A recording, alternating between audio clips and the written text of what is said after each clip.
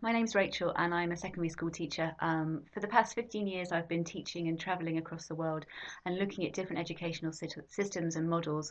And I've seen time and time again the same system failing children across the world. I want to ask the question, what is the point of school? Is the point of school to nurture the individual or to indoctrinate? Is the point of school to encourage creativity and confidence, collaboration?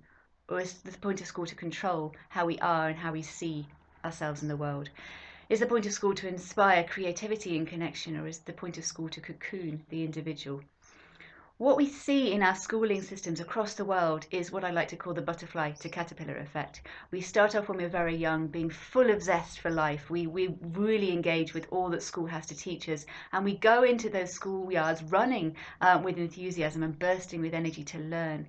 And yet when we leave school 10, 15 years later, we are caterpillars. We've been cocooned into systems where the creativity and the energy has been knocked out of us, and we're slow and sluggish with our energy and our enthusiasm for life. This is failing children across the world, and it's not allowing us to actually embrace the beauty of all the possibilities out there. Our school systems were created over 150 years ago for an industrialized system that was looking to create a workforce for factories. This system was wanting obedient, robotic, non-critical thinkers, and it worked wonderfully. Our world has changed dramatically in the last 150 years to the point where it's hardly recognizable, and yet we haven't updated our school systems almost at all. What we're doing and how we're doing it remains the same as when we were creating workforces for the factory. We need to change the way that we see school and what the purpose of school is. And I feel that we now need to start addressing the uncertainty of the future. We don't know what the world will look like in 30 years' time. So how are we possibly teaching our children to exist in that world without the skill set to keep them alive and well and thriving in that world?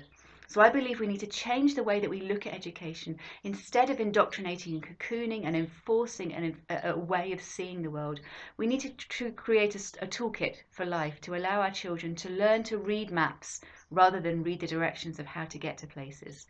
And I think there are three things that we need to focus on. We need to teach our children how to think critically, how to address the information that there is around them and look at the world around them and question everything. When you're little, the biggest question you ask is why, why? And yet this question is not given any importance as we grow older. It is vital.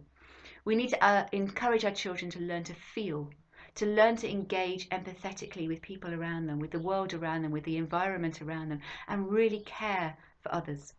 And we need to teach our children to unlearn.